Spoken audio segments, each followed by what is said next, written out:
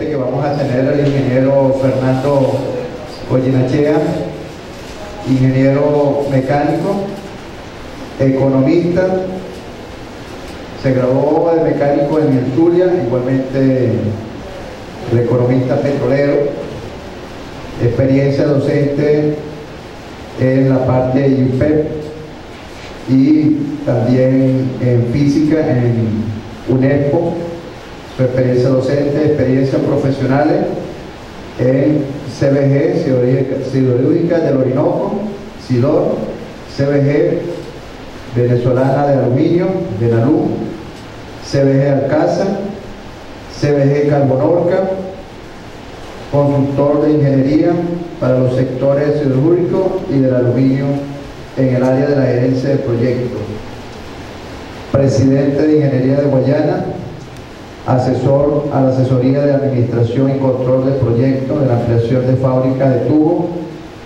asesor a la gerencia de administración, control de proyectos de la ampliación de planta de Peña, consultor de negocios e inversiones en el área siderúrgica y sector aluminio, formulación, evaluación y gerencia de proyectos industriales.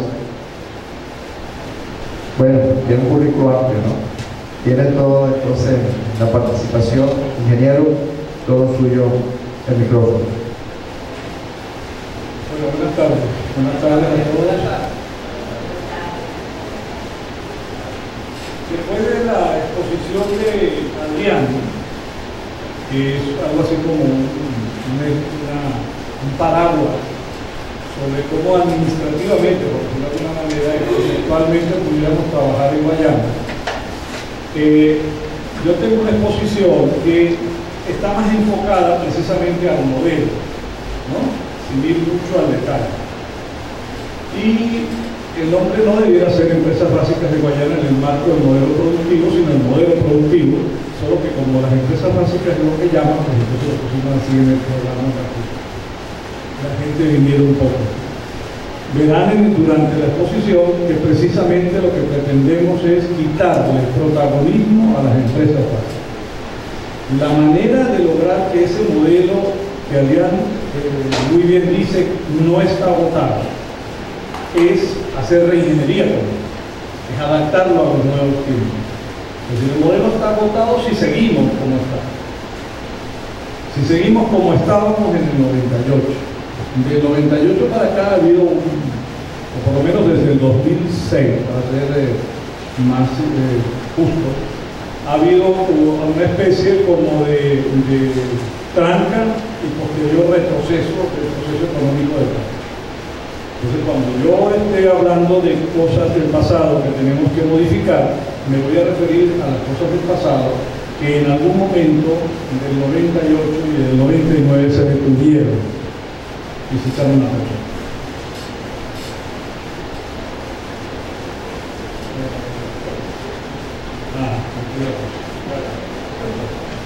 Bueno, como pueden ver, el modelo productivo para Guayana no es otro que el modelo productivo para el país. Lo que pasa es que en Guayana es mucho más obvio. El modelo productivo para convertir esta sociedad en una sociedad productiva, lo decíamos para todo el país, en varias exposiciones a lo largo de todo el país, para la campaña antes del 7 de octubre, se basa en el sector industrial. Insisto que eso no es tan obvio en algunas regiones, no es tan obvio en Guanare, no es tan obvio en Barinas, y sin embargo es así. Yo les voy a demostrar, o sea, les quisiera demostrar, porque durante la exposición, el centro del desarrollo económico de Venezuela, y por razones más obvias, insisto, en Guayana, se centra en la industria, en avanzar en la industrialización del país y en avanzar en la industrialización de Guayana. En este momento nosotros, en esta especie de agujero negro que estamos actualmente, tenemos una región precaria. Ese adjetivo lo que quiere denotar es lo contrario de productiva, es decir, precaria. En la región no se hace nada ya prácticamente. Lo poco que se hacía en sentido de hacerle servicio a las empresas básicas en este momento está casi totalmente detenido. La gente ha tenido que hacer la ingeniería. No solamente, lo que decía Adrián, de la mitad de las empresas pequeñas y medianas detenidas completamente, y algunas de ellas trabajando medio turno o un turno, sino que están dedicadas o a empresas privadas más grandes o a la inefable PDVSA. Además de eso, Guayana tiene no 40, tiene 50 años produciendo materias primas. Y recordemos que cuando un aluminio sale de Benalún, es casi una materia prima.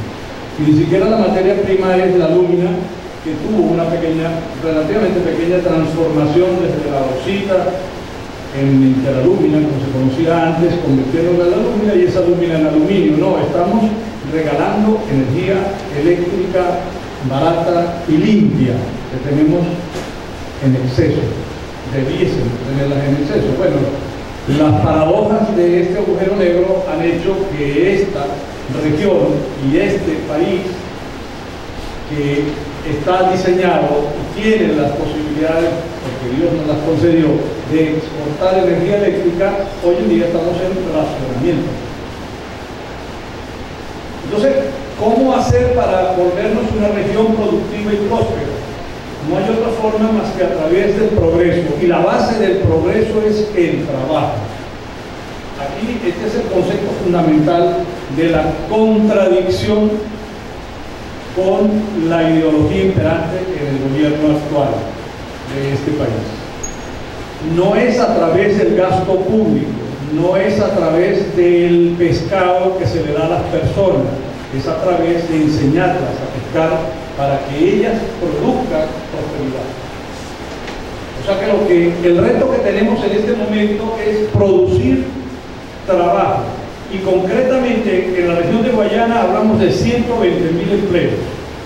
¿Cómo? A través de inversiones, a través de industrias que hagan productos en Venezuela.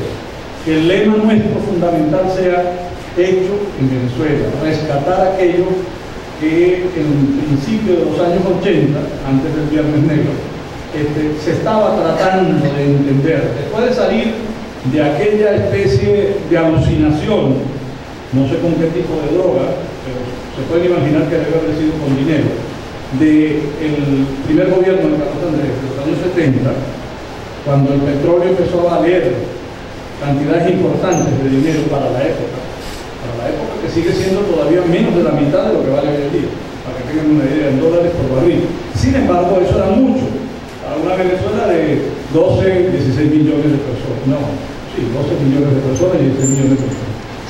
Entonces nosotros nos convertimos en la Venezuela Saudita, teníamos dinero para todo, está barato, compramos dos, en todos los lugares del mundo. Cuando llegaba un venezolano, llegaba un lechón que tenía una bola de plata en el bolsillo.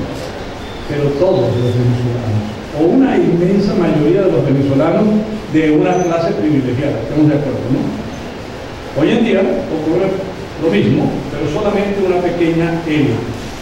Una élite de la cual, estamos claros, nosotros nos copiamos de un modelo de la Unión Soviética, en donde el Comintern, es decir, la dirigencia política, la nomenclatura de ese Estado, tenía dinero como para irlo a lucirlo en todos los lugares capitalistas del mundo. Pero la inmensa mayoría del pueblo jamás se le ocurría salir de Rusia. Si eran rusos, para ir a Ucrania, ucranianos, ni siquiera para ir a Rusia, mucho menos para ir a Siberia. A Siberia los mandaban cuando se portaban mal. Entonces, este es el modelo, no hay mucho más que inventar. Entonces, ¿cómo lo haremos? Hoy en día tenemos un trabajo precario. Más del 80% de los trabajos que ese señor, que yo llamo Ricardo Montalbán, ¿se acuerdan de aquella serie de televisión, La Isla de la Fantasía, ¿no? Su primer protagonista, porque luego tuvo otros protagonistas, junto con el Beverly Chess, que era el pequeñito, que era su asistente. Ricardo Montalbán era el señor de la Isla de la Fantasía. Cuando los invitados llegaban a la Isla de la Fantasía, podían cumplir todas sus fantasías. vivían en un mundo aparte, dentro de una burbuja, en el cual ahí ocurrían las cosas que no ocurrían en el mundo normal. Nosotros tenemos una copia de ese señor llamado Elías Ayudo. Ese señor vive en un país de fantasía que solamente él ve en sus números a través del Instituto Nacional de Estadística, en donde dice que nosotros tenemos un 8% de desempleo. Imagínense lo ridículo que es eso, cuando los países europeos, antes de la crisis, ahora tienen 20%, España llega casi a rozar el 30% de desempleo franco. Pero antes de la crisis tenían 12, 13, 14%. Entonces, ¿qué estupidez es esa de que nosotros tenemos un 8%? Bueno, porque nosotros estamos hablando de trabajo precario. Nosotros estamos diciendo que un buhonero, por ello estoy hablando en términos despectivos, simplemente que su trabajo es precario. ¿Por qué es precario? Porque no sabe si va a trabajar al día siguiente. Punto número 1. No tiene ningún tipo de seguridad social. Es más, tiene inseguridad social. La mitad de las veces lo roban, y cuando no lo roban los malandros, lo roba la policía, que le decomisan lo que está trabajando. Entonces, ese es el trabajo que aparece como persona ocupada, persona con trabajo dentro de las estadísticas del INE. Ese no es el trabajo que nosotros queremos. Nosotros queremos el trabajo decente. Y lo pongo entre paréntesis un poquito para que entendamos que tiene que ver con empleo de calidad más emprendimiento. Ya Adrián dijo algo, esbozó algo, y se lo quiero adelantar desde ahora. Trabajo es todo. Los empleados de las empresas, ya sean del Estado, ya sean privadas, ya sean pequeñas, grandes, de cualquier tipo, más los emprendedores. Tengo una mala noticia, es decir, mala noticia en términos de si no nos proponemos hacer lo que debiéramos hacer.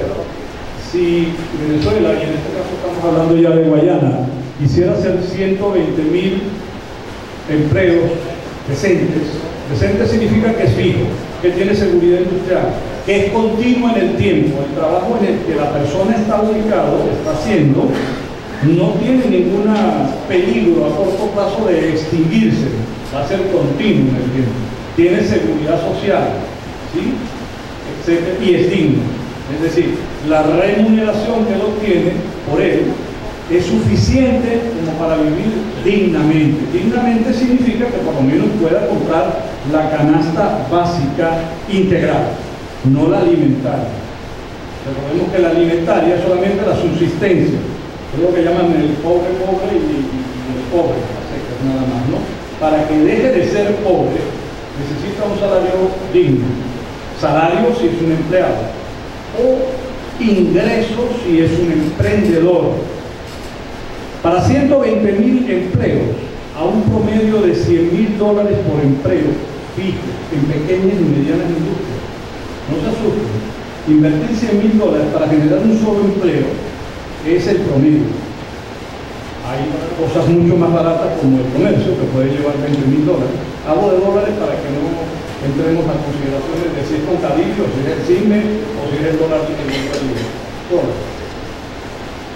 Es el promedio, porque en las empresas básicas, otra mala noticia, tengo que decirles que crear un empleo decente, con todas las características que la OIT dice, la Organización Internacional del Trabajo, lleva $1 millón.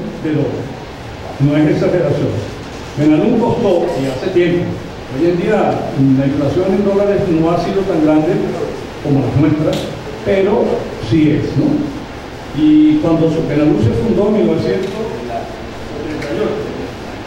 74, costó $1.500 millones para 1.500 personas. Esa era la nómina estándar de Benalún, según el fabricante.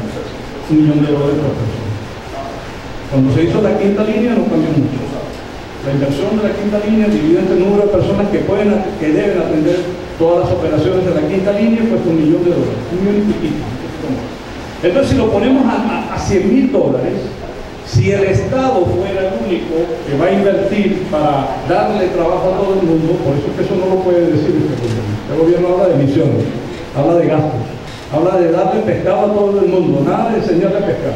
No vaya a ser que el carajo después de que aprenda a pescar piense y vote contra él. ¿Sí? Es decir,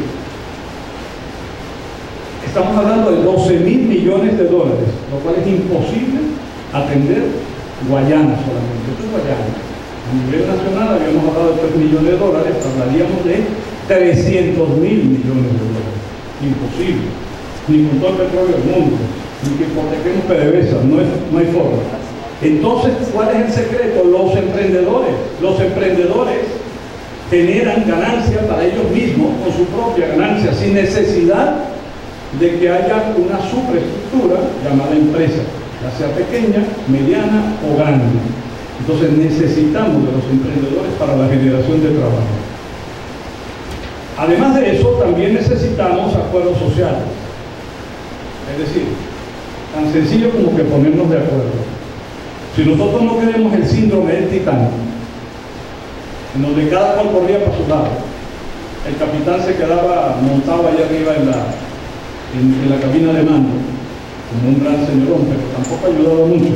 Los primeros oficiales, cada uno estaba tratando de llevar a la gente que más le gustaba, o más le parecía, o más plata le diera para tratar de salvarlo en las barcas de salvamento. Y los encomiables músicos seguían tocando, porque no tenían otra cosa que hacer, estamos en el Titanic.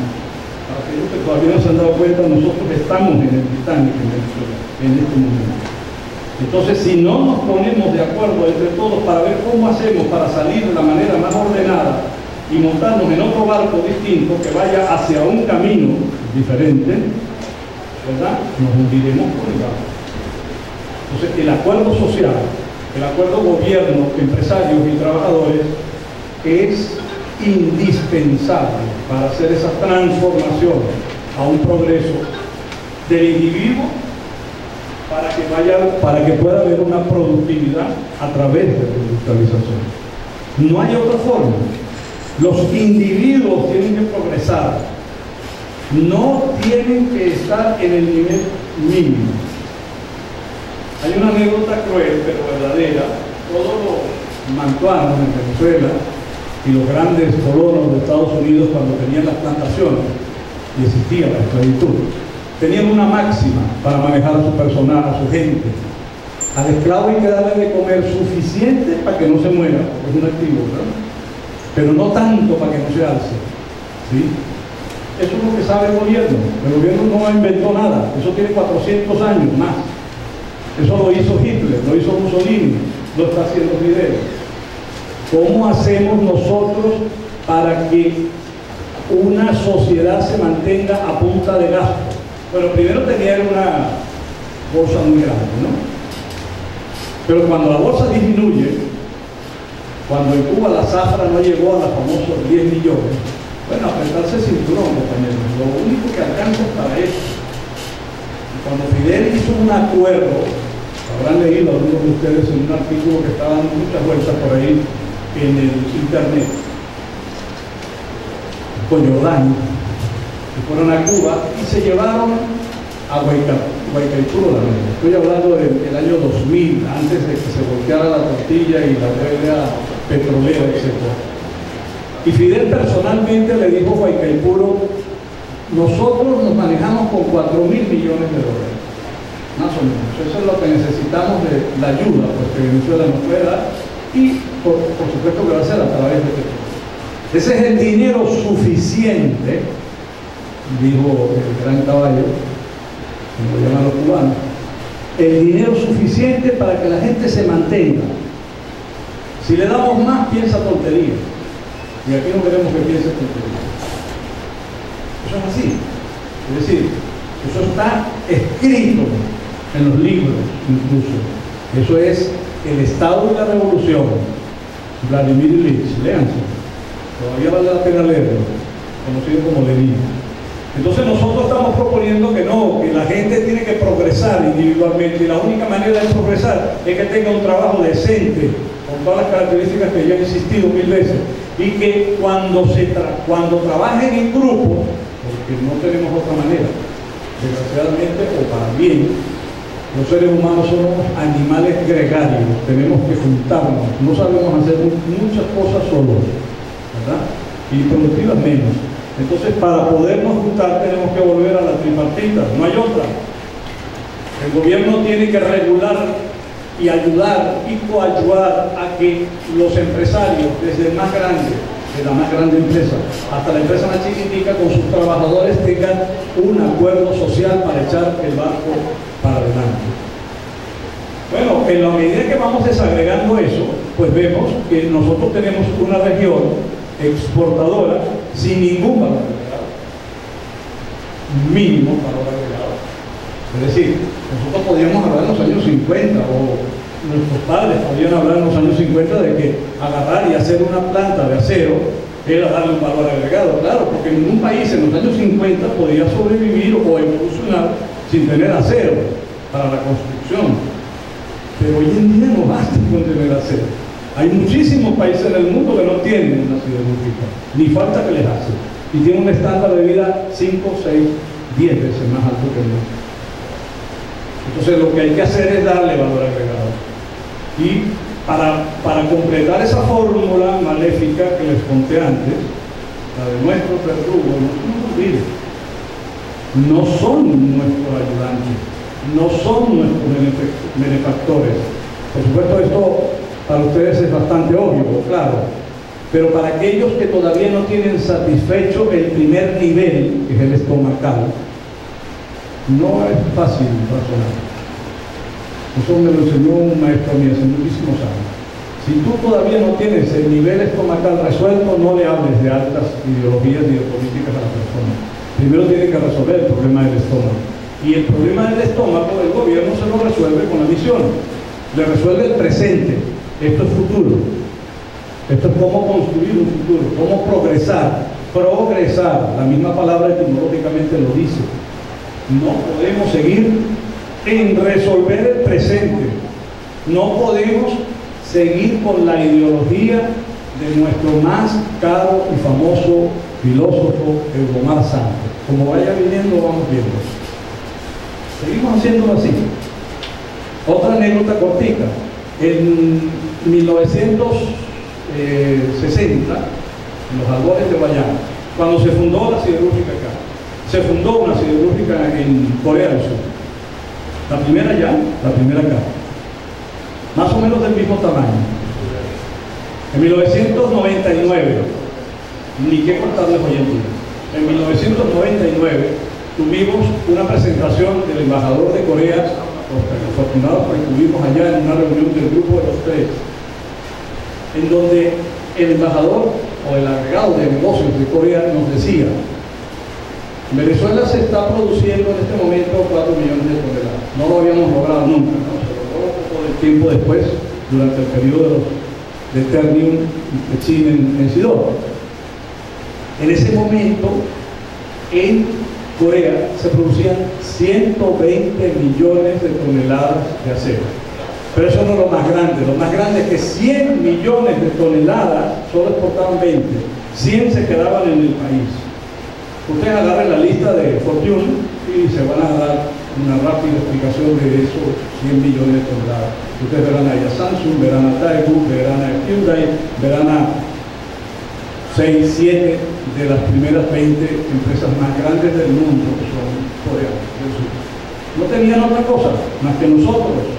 La diferencia estaba en la concepción y lo que nosotros hicimos. Eso no se puede decir mucho en los círculos del gobierno, porque van a decir que la cuarta no hizo nada. Es verdad, eso es una triste realidad. No se hizo, no se hicieron las cosas adecuadamente. La otra anécdota de esa misma conferencia es que el embajador, es decir, el embajador mexicano, nos dijo a nosotros, cuando la primera reunión del grupo de los 3, uno de los tantos grupos que este gobierno decidió que no eran importantes para nosotros, México, Colombia y Venezuela, el grupo de los 3. En ese momento, a través de México, entrábamos al gran mercado, Estados Unidos. ¿Sí? Ya Colombia también tiene su PLC. Nosotros no pertenecemos ni siquiera a ese grupo porque ¿a qué? Dijo el gobierno. Eso no es importante. Es importante ver cómo nos metemos con los brasileños, pero los brasileños nos vendan hasta el pico. En Venezuela, cuando se empezó en 1970 y tantos, la primera reunión, dependíamos en un 78% del petróleo. 78%. En ese momento, y de tres productos, mejor dicho, haciendo Pareto, de 78% de los productos estaba en 3 de la producción, de las exportaciones. En ese momento, en Venezuela era 92% en 3 productos. Hoy en día, el 93% está en el punto. México en el interín pasó de 3 productos a 17 productos en el 99. El 80% de su producción estaba repartido en 17 productos. Esa es otra tarea que dejamos de hacer. Entonces, como ya lo dijo Adrián, y creo que me estoy alargando ya, las pymes con alto valor agregado es la solución. Hay que repetirlo, lo dijo él, lo va a volver a decir Rígel, dirigir un poco a la otra pata. Esta región tiene 3 patas. Una, por cierto, casi que invisible, ¿no? Y de ella va a hablar mucho Rígel, que es la agroindustria. Es industria también, pero agroindustria. La otra es la industria pesada, que nosotros conocemos como empresas básicas, y todo lo que genera hacia abajo, ¿verdad?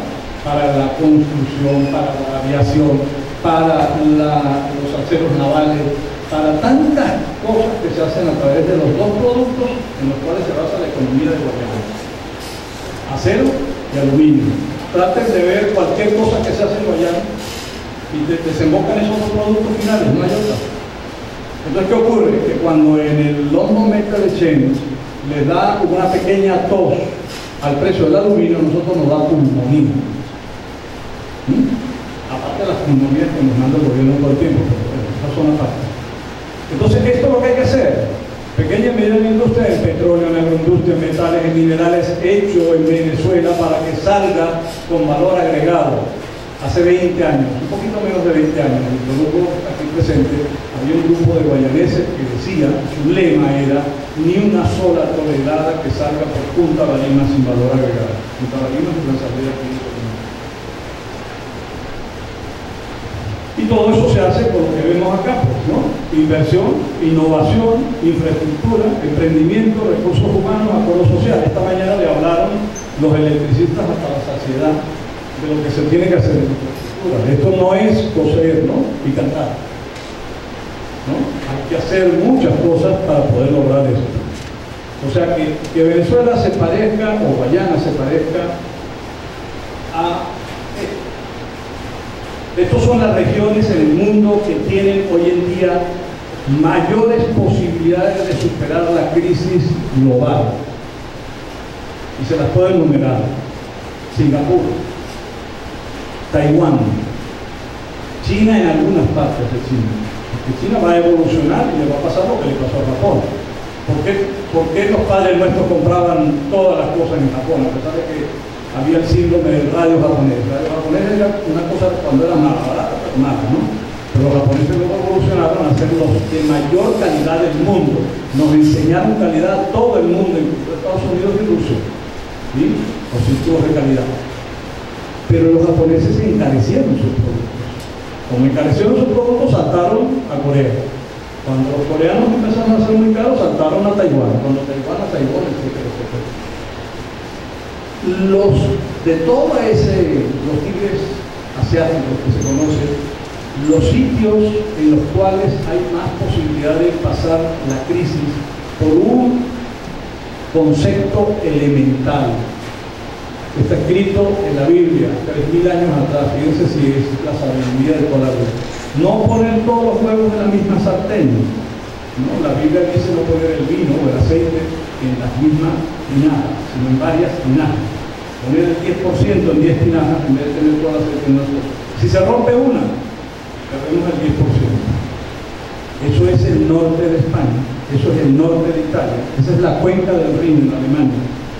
Fíjense que no hablo del país entero, estoy hablando de regiones. Esas regiones, se acabará el mundo antes de que ellas quiebren. El norte de España, el País Vasco, tiene 3.7 millones de personas. En el año 2010, me sé esa cifra, no sé qué pasó en el 2011, pero ahora vino la crisis, exportó 35.7 millones de dólares. Exportó, salió de sus fábricas, de sus pequeñas y medianas industrias hacia el resto del mundo, incluida España, 35.7 millones de dólares. Multipliquen para que vean la efectividad por habitante. Estamos hablando de más de 1 millón por persona. Bueno, eso es lo que hay que hacer. ¿Cómo hacerlo? Bueno, necesitamos plata. Todos los demás elementos ya lo dije. Necesitamos generar trabajo, necesitamos darle valor agregado, necesitamos tecnología, inversión, innovación. Ya dijimos que la inversión tiene que venir de todos los lugares del mundo. Venezuela no tiene la capacidad, ni con 3 fajas petrolíferas de gobierno, para hacerlo sola. Necesita el concurso de todo el mundo, como todos estos nichos exitosos que les acabo de mencionar, lo hicieron en inversiones de toda la gente de todos los lugares del mundo. Bueno, nosotros proponemos un fondo que cuando se hizo esta lámina, apenas decía, bueno, el gobierno nacional pondrá ese dinero. ¿De dónde sale? Bueno, los convenios internacionales, plata de PDVSA, etc. Pero que debe ser gobernado por el gobierno nacional, por el regional, por los trabajadores, por las empresas privadas y por las universidades. Hoy en día decimos una cosa un poquito más concreta. No estamos hablando de Guayana, estamos hablando de un gobierno de Guayana que va a ser ideológicamente contrario. Todo lo que acabo de decir se da cuenta que tan distintos son, ¿no? Ojo, no es que uno habla de una cosa y el otro color rojito y el otro color azul y amarillo, no. Es mucho más que eso, ¿no? Están viendo que hay dos concepciones de la vida y del progreso diametralmente opuestas. Entonces, ese fondo, nosotros estamos proponiendo que la ley que se introdujo a la Asamblea para la recuperación de las empresas básicas no se quede ahí. La ley se tiene que llamar una ley de compensación económica. Guayana tiene todo el derecho del mundo de exigirle al gobierno nacional que compense la crisis eléctrica del 2010. En el 2010, Guayana, el 5% de la población del país, pero con muchos activos, cargó sobre sus hombros el 50% del racionamiento eléctrico. Se le bajó el switch a la mitad de la celda de Alcázar de Benalún, a la mitad de los hornos de Sidor, etcétera, etcétera, etcétera. Recuperarlo, en este momento al gobierno dijeron, sí, facilito, 640 megavatios de los 1.200 que están ahí. Pagamos 40 más de la gente. En vez de 640. Pero nadie le explicó que recuperar los 640 no era poseriamente. Que una celda de aluminio, cuando tú la apagas bruscamente, no se puede volver a encender. No se puede, ni siquiera como un horno que lo puedes reconstruir y en cuestión de un mes, tal vez. Lo tienes listo y ahí estás hablando del 25% de la producción de Sinaloa con ese horno. No. Una celda se requiere, fíjense que para recuperar hoy en día las celdas que se han ido y a medida que queden menos se van más rápidamente, porque es un problema de desequilibrio que no me voy a poner a hablar de ello, es un asunto muy técnico, pero no viene al caso. Los elementos que tenía que tomar en cuenta el gobierno y no los tomó en cuenta es que necesitamos 3 años de trabajo continuo para volver a recuperar la capacidad de Benalún. Trabajo continuo. El punto no es plata solamente, el punto es tiempo. No se puede hacer en menos de 3 años, porque la capacidad de recuperación de Benalún es de 25 celdas por mes. Y no se pueden hacer celdas fuera, eso es un embuste, es una utopía, ¿no? Yo le voy a dar el premio Nobel en procesamiento de aluminio a aquel ingeniero o aquel genio del gobierno que me diga cómo va a ser una celda fuera. Y la van a meterlo dentro de la parte. Entonces, recuperar el daño que se hizo acá cuesta muchísimo dinero. La decisión de cortarlo fue del gobierno nacional. El gobierno nacional le debe eso a los guayaneses. No tenemos que poner como los maracuchos, como los zulianos. O sea, ¿por qué? ¿Por qué nosotros vamos a seguir en este calamar? De ir poquito a poco y y arrancamos 3 celdas y se nos caen 4. ¿Sí? Eso es lo que está ocurriendo ahorita. Belanú no ha cerrado porque el gobierno no quiere que cierre. Porque teóricamente el gobierno no quiebra, los gobiernos no quiebran. Y eso es una empresa de gobierno. La mantienen a punta de plata externa. Pero entonces, para verdaderamente recuperar las empresas básicas, necesitamos una cantidad ingente de dinero. Segunda ley que tenemos que hacer. Y vamos a seguir siendo guayaneses. ¿Por qué las empresas básicas no pagan impuestos? Aquí, ¿por qué no? Toda empresa que está bajo el ámbito de un municipio paga su impuesto municipal a su municipio. Si es del gobierno o no es del gobierno. No, que es que ese dinero, como es del gobierno, entonces se reparte y luego viene a través del situado. Eso es una mentira tan grande como una catedral, porque resulta que este gobierno hace tiempo que decidió que en las mismas cuentas operativas de un balance de una empresa de aluminio como Benalún están las franelas, las gorras para la campaña, están la plata para las misiones. Eso es un exabrupto el manejo de administración de empresas. Las empresas tienen que ser dedicadas a lo que hacen y generar beneficio, generar plusvalía, como decía el viejito de las barbas, ese que se supone que signa todo su ideología. Es que no se lo han leído, ni siquiera se han leído el Capital, porque Carlos Marx jamás en la vida dijo que una empresa no produce plusvalía. Lo que dijo es que capital y trabajadores producen la plusvalía, entonces los trabajadores se merecían una parte de esa plusvalía. Y ahí empezó su pelea durante tanto tiempo hasta que murió. Pero este señor que tenemos de jefe, nuestro amado Führer, dice que las empresas no tienen por qué dar beneficios. ¿Quién dijo eso? Entonces él será, no sé, del Kemen Rus, del Popol Vuh, no sé de dónde será, pero marxista no es. Seguimos. Sí, perdón. Ya.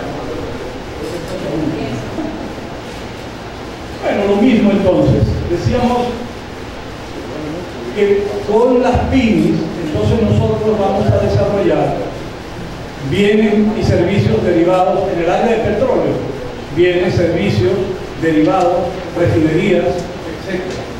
Estoy hablando de Guayana incluso de eso. La única cosa que no tenemos, por gracias a Dios, la gente no quisiera trabajar, seguiría moviendo de la renta total. Es petróleo, ¿no? El petróleo está al norte del Orinoco. Pero estamos al lado del más grande reservorio. Entonces, estoy hablando de que Guayana está ganado a generar toda esa serie de bienes, servicios, derivados, etcétera, de este lado del río, para la faja petrolera, porque nosotros tenemos ya parte de la infraestructura de las industrias básicas, derivados de aluminio y acero, ya lo dijimos, de minerales. Nosotros tenemos caolín, cuarzo, granito, coltán, manganeso, para de contar. Vamos a seguir sacándolo de la mina y montándolo en un barco. Tenemos la agroindustria, no voy a hablar nada de eso porque Ríger va a hablar de ello, y tenemos para completar una de las regiones más bellas del mundo.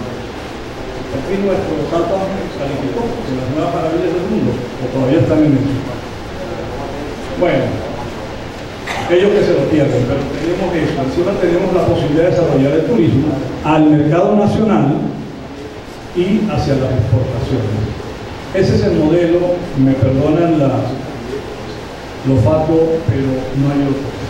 El otro modelo es el del gasto. El otro modelo es el del papá benefactor, el taita, como le decían los rusos a Stalin. Ya sabemos cuál fue la historia de Stalin, ¿verdad? Bueno, ese era un poquito de pan a cada uno. Pan y circo. Menos pan y más circo. Bueno, muchas gracias.